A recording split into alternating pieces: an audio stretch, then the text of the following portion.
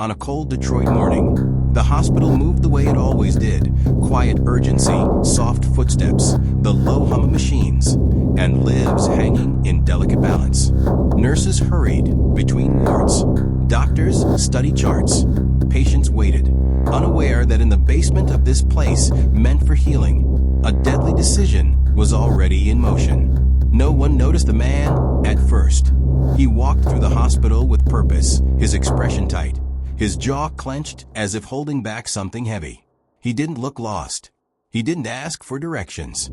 He knew exactly where he was going, because he wasn't there for treatment. He was there for his wife, a marriage built on cracks. The man and his wife had been married for several years, but the union had long since stopped being peaceful. Friends later described their relationship as volatile and emotionally draining. Arguments were frequent. Trust had eroded. Love, if it still existed, was buried beneath resentment, suspicion, and control. According to investigators, the husband had become increasingly possessive. He wanted to know where his wife was at all times. When she didn't answer calls immediately, he assumed the worst. When she tried to create distance, he interpreted it as betrayal. His wife, on the other hand, was trying to reclaim her independence. She had spoken to close friends about wanting space, about feeling suffocated, about fearing where her husband's anger might lead if things didn't change. What she didn't know was how closely he was watching. The final argument. The night before the shooting, the couple reportedly had a heated confrontation. Neighbors later recalled raised voices and slammed doors. The argument ended unresolved, leaving tension hanging thick in the air. The following morning, the wife left the house early. She did not tell her husband exactly where she was going. That omission would prove fatal. Unbeknownst to her, he tracked her movements through her phone, her routine, or sheer obsession. By mid-morning, he knew where she was. She was at a hospital. A place of safety turned into a trap. The woman had gone to the hospital believing it was a safe space. Hospitals are places where people go to heal, to seek protection, to escape pain. It never crossed her mind that danger would follow her there. Security cameras later showed her entering the building calmly, unaware she was being followed. Minutes later, her husband arrived. Witnesses would later tell police that the man appeared focused and determined. There was no hesitation in his movements. He bypassed public areas and headed straight toward the lower levels of the hospital. Somehow, he knew where she was headed. The basement encounter. The hospital basement was quiet that morning, dimly lit, echoing with the distant sounds of pipes and ventilation systems.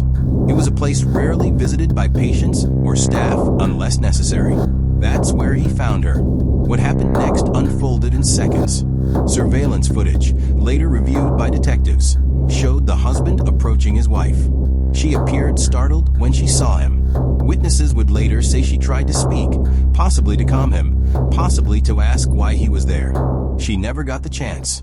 Without warning, he pulled out a handgun. One shot. Instant. The sound echoed through the basement, sending shockwaves through the hospital. Staff froze. Patients screamed. Security alarms blared. The woman collapsed to the floor, her life ending in the very place meant to preserve it. Chaos and panic. Hospital staff rushed toward the noise, unsure of what they were walking into. Security immediately locked down parts of the building. Patients were moved away from the area.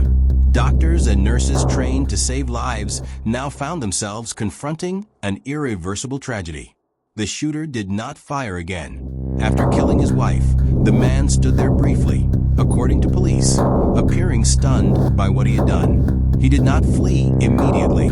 Instead, he walked away, leaving behind chaos, blood, and a shattered family. Security called 911. Detroit police arrived within minutes.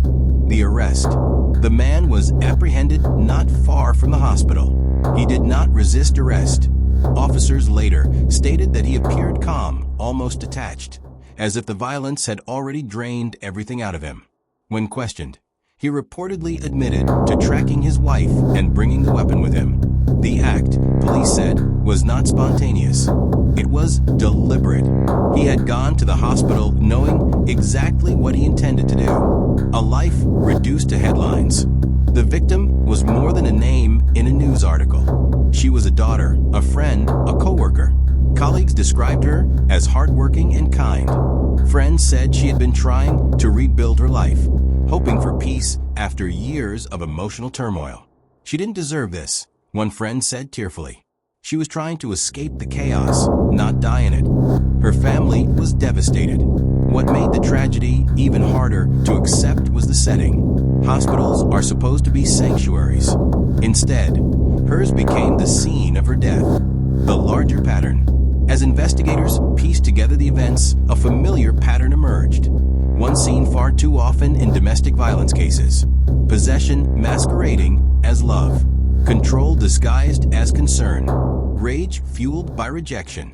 Experts say many domestic homicide cases follow this trajectory. Escalating arguments, threats, tracking behavior, and finally, violence when the abuser feels they are losing control. In this case, the husband did not simply snap. He planned, he followed, he brought a gun, and he chose a moment when his wife was vulnerable. Community outrage and grief. The shooting sent shockwaves through Detroit. Community leaders called for stronger protections for victims of domestic abuse. Hospital administrators reviewed security protocols, promising changes to prevent future tragedies. Vigils were held outside the hospital. Candles flickered as mourners gathered, some of them strangers united by grief and anger. How could this happen here? One nurse asked. If we're not safe in a hospital, where are we safe? Facing justice. The man now faces multiple charges, including first-degree murder and weapons offenses. Prosecutors have made it clear they intend to seek the harshest possible sentence. In court, he showed little emotion. For the victim's family, no sentence will ever feel sufficient. Their daughter, sister, and friend is gone forever, taken not by illness or accident, but by the person who once promised to protect her. A tragic ending that should have been prevented. This case is not just about one man and one woman. It is about warning signs ignored, systems that failed, and the deadly consequences of unchecked domestic violence. The hospital basement should never have been the end of her story. Yet it was. And now, her name joins a long list of victims whose lives were cut short by obsession, control, and rage, reminding us that the most dangerous threats often come not from strangers, but from those closest to us.